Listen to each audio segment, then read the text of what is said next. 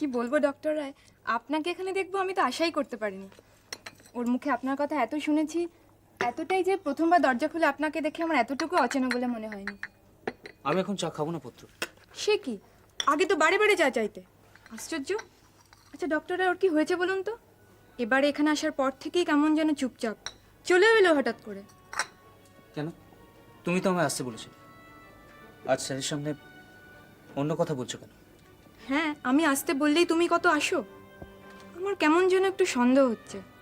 আচ্ছা doctor Roy, please আমাকে একটু খুলে বলুন, ও তো আমাকে কিছুই। দেখুন মিসেস ব্যানার্জি, আপনার ভয় পাওয়ার কোনো কারণ নেই। ডক্টর ব্যানার্জি এখন ছুটিতে আছেন। হ্যাঁ, কিন্তু আপনারা তাহলে এখানে কেন এলেন? দেখুন, আপনাদের এখানে আসাটা আমার কাছে পরম সৌভাগ্যের ব্যাপার, বিশেষ করে ডক্টর রায়ের মতন একজন ব্যস্ত মানুষ। কিন্তু এই কিন্তুগুলো জানার জন্যই না আমাদের এখানে আসা আজকে। দেখো, তোমাকে আমি তুমি বলছি, কিছু মনে করো না। হ্যাঁ, তাই তো বলবেন। দেখো, আমার কথা শুনে হয়তো তোমার একটু অবাক লাগছে, কিন্তু আমার মুশকিলটা হলো আমি চট করে মিথ্যে কথাটা তো বলতে পারি না। তাহলে অফিসারের মতো আমিও বলতাম যে সম্বুদ্ধ ইজ অন লিভ, কিন্তু ব্যাপারটা আদপেই তা নয়। তুমি কতখানি জানো আমি জানি না, কিন্তু তুমি যা সন্দেহ করছো তা খুব একটা অমূলক বোধহয় নয়। আমি তোমাকে সমস্তটাই বলবো, তোমার জানা উচিত। স্যার, তার মানে তুমি তোমার স্ত্রীকে কিছুই বলনি? কি হয়েছে? আসলে ডাক্তার রায় কয়েকদিন স্পন্দনে ছিলেন না, আর সেই সময় ডক্টর ব্যানার্জি স্পন্দনের চাকরি ছেড়ে দিয়ে চলে আসে। আমরা সেই ব্যাপারেই কথা বলতে এসেছি। তুমি চাকরি ছেড়ে দিয়ে চলে এসেছো? শুধু তাই নয়, আমাকেও যেমন একটা বিশেষ কারণে কয়েকদিন স্পন্দনের বাইরে থাকতে হয়েছিল, তেমনি সম্বুদ্ধকেও একটা বিশেষ কারণে চাকরিটা ছেড়ে দিয়ে চলে আসতে হয়েছে। সেই বিশেষ কারণটা কি সেটা জানতেই আজকে আমাদের আশা। আমি আমি কি বলবো, কিছু বুঝতে পারছি না। তোমাকে একটা কথা বলি, আমি তো তোমার থেকে অনেক বড়। তুমি এখন পর্যন্ত যেটুকু জেনেছো তার বেশি কিছু জানার চেষ্টা করো না। তুমি আমার উপর ভরসা রাখো, আমি ওর সঙ্গে একটু কথা বলি। হ্যাঁ নিশ্চয়ই, আপনারা কথা বলুন। ও হ্যাঁ, আপনাদের খাওয়ার কোনো রেস্ট্রিকশন নেই তো? না না, খাওয়া দাওয়ার আর ঝামেলা কেন করবেন? কয়েকটা কথা বলি, আমরা বেরোবো, ট্রেন ধরতে হবে। না না, খাওয়াটাও তো আমাদের সারতে হবে। আমি বলি কি, এখানে আমরা খেয়ে দিয়ে যাই, আর তুমি যা খাওয়াবে আমরা তাই খাবো, কেমন? যে কাজের জন্য স্ত্রীকে মিথ্যে বলতে হয়, সত্যি গোপন করতে হয়, সেরকম কাজ করা কি উচিত? তোমার রেজিগনেশন লেটারটা আমি পড়লাম, সুপার দেখালেন আমাকে। স্যার, ওটা আপনি... হ্যাঁ, সেটা আমি সঙ্গে করে নিয়ে এসেছি তোমার সামনে ছেড়ে ফেলবো বলে, কিন্তু তার আগে তোমার মুখ থেকে আমি সমস্তটা শুনতে চাই। স্যার,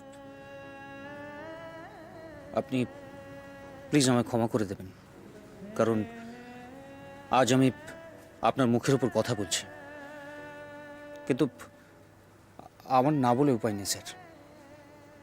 আমি যা করেছি সব ভেবে চিন্তেই করেছি, এবং আমি যে ঠিক করেছি সেটা আজ আপনাকে এখানে দেখেই আমি বুঝতে পেরেছি। কিন্তু আমি তো কিচ্ছু বুঝতে পারছি না সম্বুদ্ধ, কিচ্ছু বুঝতে পারছি না। প্লিজ স্যার, আমার কাছ থেকে আপনি কিছুই জানতে চাইবেন না। কিন্তু আমি তো জানতে এসেছি সম্বুদ্ধ, সব জানতে হবে আমাকে। আমি তোমাকে সিনিয়র ডাক্তার হিসেবে বলছি না, আমি তোমার থেকে তো অনেক বড়, তুমি আমার ছোট ভাইয়ের মতো, তুমি আমাকে বলবে না? দেখুন ডক্টর ব্যানার্জি, প্লিজ কিছু বলুন। আপনি হয়তো জানেন না, এতদিন পরে ডক্টর রায় কলকাতায় এসে স্পন্দনে গিয়েই আপনার এই ঘটনাটা শুনেই সোজা এখানে চলে এসছে, আর এখনো পর্যন্ত নিজের বাড়ি পর্যন্ত যাননি উনি। সে কি, এত ব্যস্ততার কি ছিল স্যার? তাছাড়া আমি এও বুঝতে পারছি না যে আপনি আমার এখানকার অ্যাড্রেসটা পেলেন কিভাবে। সেটা এমন কিছু শক্ত ব্যাপার নয় সম্বুদ্ধ। হসপিটালের রেজিস্টারে তোমার পার্মানেন্ট অ্যাড্রেস, লোকাল অ্যাড্রেস দুটোই আছে। তুমি আমাকে বলো কেন? Please sir, please leave it sir.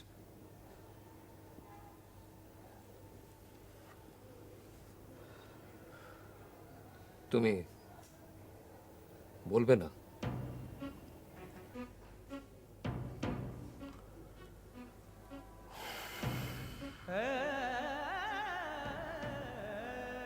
বেশ, then as a senior doctor আমি তোমাকে প্রশ্ন করছি যে আমি যাবার আগে অর্ডার দিয়ে গিয়েছিলাম যে গণেশ মান্নার ডিসচার্জ লেটারে কেউ যেন সই না করে। তুমি আমার সেই অর্ডার ভায়োলেট করে গণেশ মান্নার ডিসচার্জ লেটারে সাইন করেছো। ওয়াই? ওয়াই? ওয়াই? আপনি আমাকে বাধ্য করছেন স্যার। ইয়েস, করছি, বাধ্য করছি। Don't be excited doctor Roy. I'm not getting excited, Inspector. I'm rather shocked. আমি ভেবেছিলাম আমার হসপিটালে অন্তত দু একজন আছে যারা শুধু ডাক্তার নয়, মানুষও বটে। দু চারটে সম্পর্ক, দু একজন শুভ্রাংশু যারা অন্যায়ের প্রতিবাদ করতে পারে, সে ক্ষমতা রাখে। আমি তোমাকে ভুল ভেবেছিলাম সম্পর্ক, ভুল চিনেছিলাম। আমার সেন্স এতখানি নড়বড়ে? বলো, টেল মি সম্পর্ক, টেল মি, ভুল চিনেছিলাম। আমি আর কি বলবো স্যার, তবে এটুকু বলতে পারি আপনি আমায় যেমন দেখেছেন আজও আমি তেমনই আছি। শুভ্রাংশুর ধারণা তুমি কতগুলো টাকার লোভে ওদের সঙ্গে মিলে এই কাজ করেছো। সুপারের ধারণা আবার আলাদা। কোনটা ঠিক সম্বুদ্ধ? কোনটা ঠিক? হয়তো দুটোই, হয়তো বা আবার কোনোটাই নয়। স্যার, আমি যখন গণেশ মান্নার ডিসচার্জ লেটারে সই করছিলাম তখন কিন্তু আমি এতটা ভেবে দেখিনি। আমার তখন শুধু আপনার কথা মনে হয়েছিল, আপনার বিপদের কথা আমার মনে হয়েছিল। আর আমার একটা সিগনেচারের জন্য যদি আপনার বিপদ কেটে যায় স্যার, তাহলে হোক না সেটা অন্যায়। ওরকম অন্যায় আমি 100 বার করতে রাজি আছি স্যার।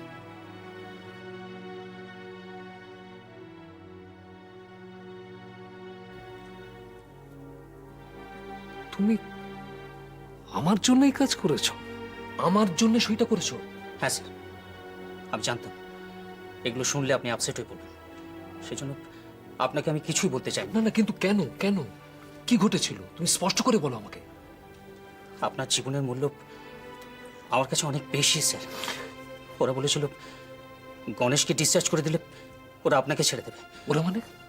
ওরা ওদের কথা রেখেছে, আমি খুশি। ওরা মানে কারা? কারা ওরা? কারা সম্বুদ্ধ? যারা আপনাকে কিডন্যাপ করেছিল স্যার। কিডন্যাপ? কি বলছেন আপনি? সম্বুদ্ধ, তুমি জানো না তুমি কত বড় ব্লান্ডার করেছো? কিন্তু স্যার, অভিজিৎ বাবু আমাকে বললো। অভিজিৎ? প্রেরণার অভিজিৎ মুখোপাধ্যায়? কি বলেছে সে?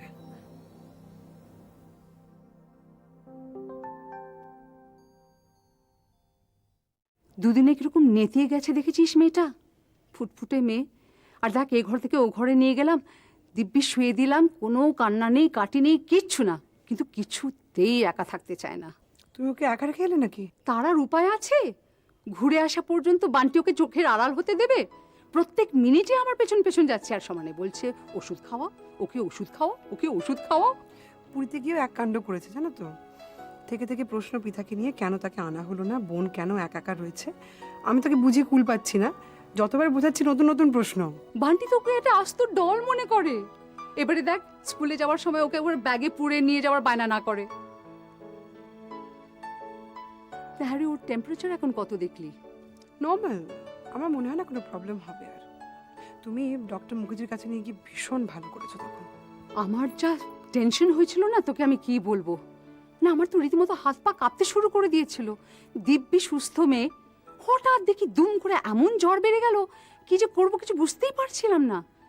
মাথায় জল পট্টি দিলাম, ওকে স্পঞ্জ করিয়ে দিলাম, 2বার 3বার করে মাথাটা ধুইয়ে দিলাম, কিছুতেই জ্বর কমে না। কি করব তখন? বাধ্য হয়ে তখন স্পন্দনে ডক্টর মুখার্জিকে ফোন করলাম। আর ঠিক তারপরেই মানে ওই পুরীতে তোদের হোটেলে ফোন করতে লাগলাম। আমার যে কি খারাপ লাগছে না, তোকে আমি বলে বোঝাতে পারবো না। কেন মা, খারাপ লাগার কি আছে? তুমি তো ঠিক কাজই করেছো। মোটেই না। এই এত দিন বাদে তুই আর ঋত্বিক দুজনে মিলে একসঙ্গে কলকাতার বাইরে বেড়াতে গেলি। তাতে কি হয়েছে? পৃথার শরীর খারাপ হয়েছে, এটা তো একটা ব্যাপার। হ্যাঁ, অথচ তোরাও ফিরে এলি আর পৃথার জ্বরটাও কমে গেল। হতেই পারে, তুমি বিব্রত বোধ করবে না একদম। It's alright. দেখো আমরাও আছি, সমুদ্র রয়েছে, পুরী রয়েছে, সব রয়েছে, আবার যাওয়া যাবে। আবার যাওয়া যাবে, সে তো যাওয়া যেতেই পারে মল্লিকা, কিন্তু তোর ইচ্ছেটা বা কোথায় আর তোর সময়টা বা কোথায়? তুমি খুব চাইছো যে আমরা আবার শুরু করি, তাই না? তুই আবার আমার উপরে রাগ করছিস তো? না না, রাগ করিনি, তুমি ভুল বুঝলে আমাকে। রাগ করিনি, আসলে আমরা দুজনেই তো খুব ব্যস্ত থাকি। এখন ব্যস্ত থাকাটা তো কোনো অন্যায় নয়। আবার অন্যদিক থেকে ব্যস্ত থাকলে পরে অনেক রকমের সুবিধাও পাওয়া যায়, ছোটখাটো টেনশন থেকে অনেক দূরে থাকা যায়। কিন্তু এই তো বেশ আছি। এই বেশ, খারাপটা কোথায় বলো? এটা ঠিক যে মাঝে আমার আর ঋত্বিকের মধ্যে একটা দূরত্ব তৈরি হয়ে গিয়েছিল। তবে দেখো, বান্টি শরীর খারাপের পর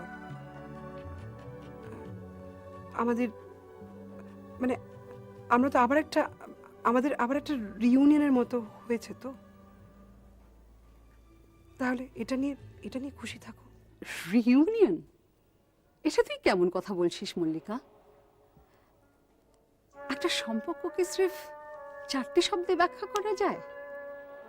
পুরী থেকে দুদিন ঘুরে আসলেই কি সংসার করা হয়ে যায়?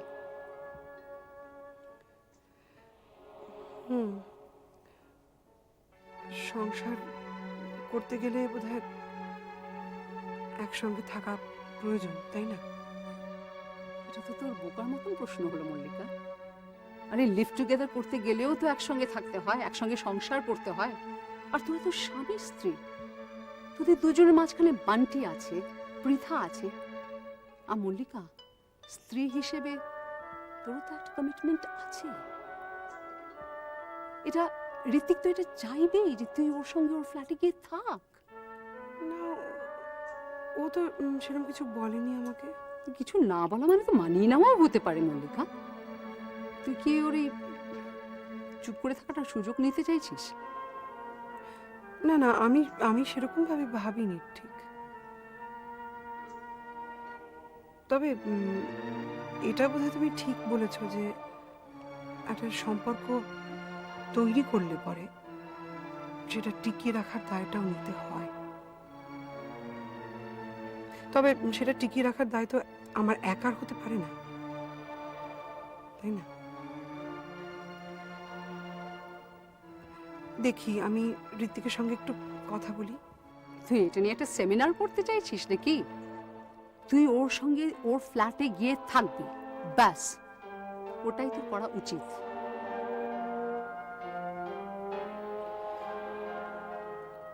আর তোমার কি হবে?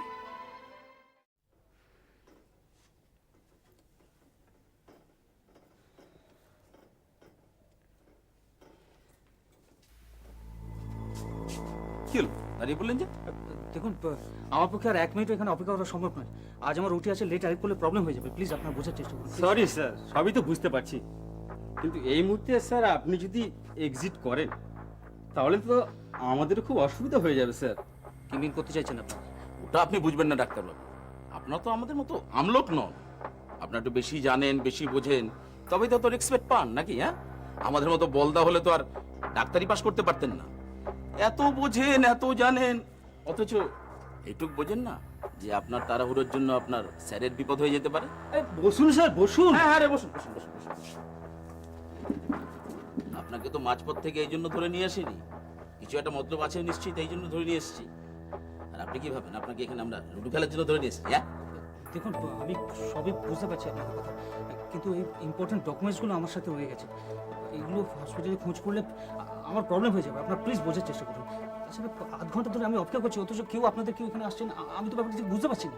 Sorry doctor Banerjee, sorry for the delay. আসলে কলকাতায় এত ট্রাফিক জ্যাম, কাউকে কথা দিয়ে কথা রাখার কোনো উপায় নেই। কতক্ষণ এসছেন? 1/2 ঘন্টা হবে নিশ্চয়ই। ডক্টর ব্যানার্জিকে কফি টফি দিয়েছিস? বুঝেছি, সামান্য ব্যাপার যদি আমি না দেখি। না না, ওসব থাক না। না না, থাকবে কেন? জলদি যা। দু কাপ কফি নিয়ে আয়। বুঝুন কাদের নিয়ে কারবার করুন। আই এম সরি বাট আপনার কারবারটা কি সেটাই ঠিক আমি বুঝে উঠতে পারছি না। Good, very good. ডক্টর নক্ষত্র রায়ের সাথে কাজ করে টু দ্য পয়েন্ট কথা বলাটা বেশ রপ্ত করেছেন, সেটা ভালো মতো বুঝতে পারছি। হবে হবে, সব কথা হবে। একদিন কথা টেলিফোনে হয়েছে, এবার সাক্ষাতে হবে। ফাইলটা এনেছে? হ্যাঁ, কিন্তু ফাইলটা পেলে কি আপনার স্যারকে ছেড়ে দেবেন তো? ছেড়ে দেবেন মানে? আপনার কি ধারণা যে ডক্টর রায়কে আমরা কিডন্যাপ করেছি? আমাকে ফোন করা, আমাকে এখানে ডাকিয়ে আনা, স্যারের সম্পর্কে খোঁজ খবর করা, এসবের কি প্রয়োজন ছিল? ক্রীড়নক বোঝেন? আমি হচ্ছি সেই ক্রীড়নক, সুতো অন্যখানে বাঁধা। ওরা নাচায়, আমি নাচি। মানে বলুন বলুন।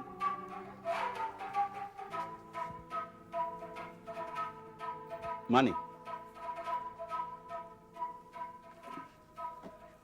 মানে বুঝে নিজের বিপদ নাইবা বাড়ালেন। আমি ডুবেছি তার জন্য আপনার বিপদ বাড়াবো কেন? আপনাকে মনে হয় যে আমি স্বেচ্ছায় এসব কাজ করছি? ডক্টর ব্যানার্জি, আপনাকে বন্ধু মনে করি বলেই মনের কথা খুলে বলে হালকা হওয়ার একটা সুযোগ দিন। দেখুন, গণেশ মান্নার ব্যাপারটা তো অন্যায় হয়েছে, আমি স্বীকার করছি। কিন্তু আমাকে দেখে কি মনে হয় যে সব গণেশদের কিডনি বেচে বড়লোক হওয়ার জন্য আমি প্রেরণার জন্ম দিয়েছি? না। আবার এটাও তো স্বীকার করতে হবে যে গণেশ আমার হোমের ছেলে ছিল। যারা যা করার করছে, নাম পড়ছে চুনোপুটি। কারা করছে এসব কাজ? আপনি আবার আপনার নাকটা লম্বা করার চেষ্টা করছেন। থাক না। দেখুন, আমিও চাই, আপনিও চান ডক্টর রায় ফিরে আসুক। তাহলে ওরা যেটা করতে চাইছে সেটা করে দিলে ক্ষতি কি, তাই না? দেরিতে হলো, আপনি যে ব্যাপারটা রিয়েলাইজ করেছেন সেই জন্য থ্যাঙ্কস। আপনাদের নেফ্রোলজি ডিপার্টমেন্টের জুনিয়র নক্ষত্র ডক্টর সেন, তাকে তো ধরতেই পাচ্ছি না। ফাইলটা দিন। না। না মানে?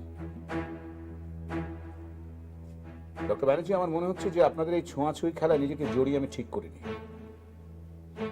আপনি ফাইলটা দিন, আমরা ডক্টর রায়ের সার্টিফিকেটের কপিটা দেখেই আপনাকে ফাইলটা ফেরত দিয়ে দেবো।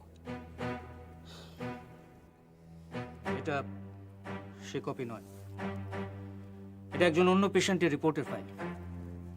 কিন্তু ডক্টর ব্যানার্জি, আমি তো আপনাকে স্পষ্ট করে বলে দিয়েছিলাম যে কোন ফাইলটা আমার প্রয়োজন। হ্যাঁ, তাহলে এটা আপনি ভুল করছেন। গতকাল একজন পেশেন্টের কেস হিস্ট্রি স্টাডি করবার জন্য আমি এটাকে নিয়ে গিয়েছিলাম। আপনাকে দেখানোর জন্য এটা আমি নিয়ে আসি। আসি। তার মানে আমার কথার যথেষ্ট ইম্পর্টেন্স আপনি দেননি, ইজন্ট ইট? কিন্তু একটা কথা আপনাকে আমি স্পষ্ট বলে দিচ্ছি, কাজটা কিন্তু ভালো হলো না। গণেশ মান্না যা হওয়ার সেটা তো হয়ে গেছে, কিন্তু ডক্টর রায় যদি অকাল মৃত্যু হয় সে কথা ভেবে আমি স্টপ দিস ননসেন্স।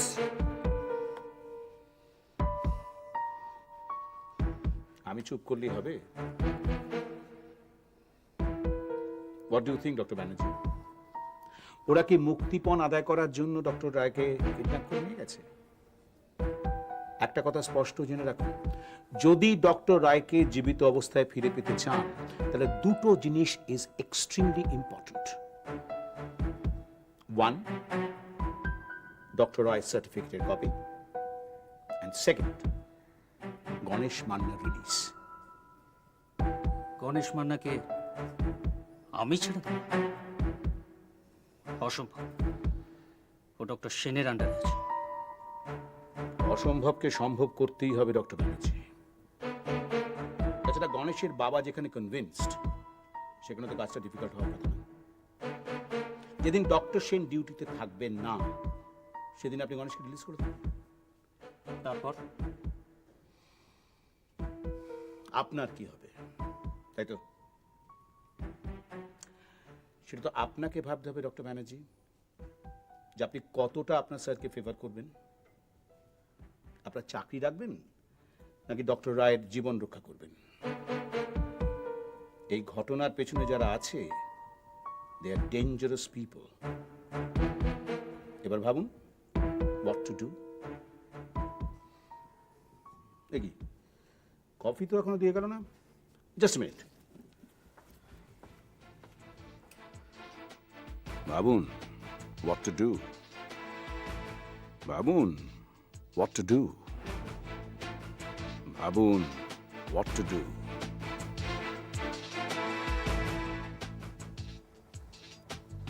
প্রেরণার মিস্টার মুখার্জি যখন আমায় বলেছিলেন, আপনি ভাবুন, আপনি ভাবুন আপনি কোনটা ফেভার করবেন, আপনার স্যারের জীবন না আপনার চাকরি। তখন আপনিই বলুন স্যার, আমি আমার চাকরি বাঁচানোর জন্য বসে থাকতাম? ইডিয়েট, সরি টু সে, সম্ভবত ইউর অ্যান ইডিয়েট। ইডিয়েটের মতো কাজ করেছো।